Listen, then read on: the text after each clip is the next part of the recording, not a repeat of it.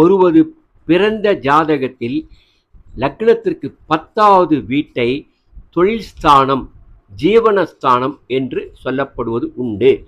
அந்த 10வது வீட்டை பார்க்கும் குருவின் பலன்கள்: தொழில் வலுப்பெறும், அதிகார பதவி, நாடாளும் தகுதி, மதிப்பு, கௌரவம், வெளி தேசத்தில் வாழ்தல், தந்தையால் நலம், விவசாய நலம், ஆன்மீக ஞானம், பெரிய தொழில் ஈடுபாடு, பஞ்சாயத்து, நகர சபை, எம்எல்ஏ தகுதி கூட உண்டு. பேராசிரியராகவும் இருப்பார்.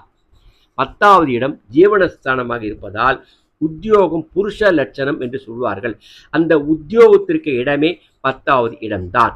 குரு அந்த 10வது இடத்தை பார்த்தால் 10வது இடத்தின் பலன்கள் நிறைய சித்திக்கும்.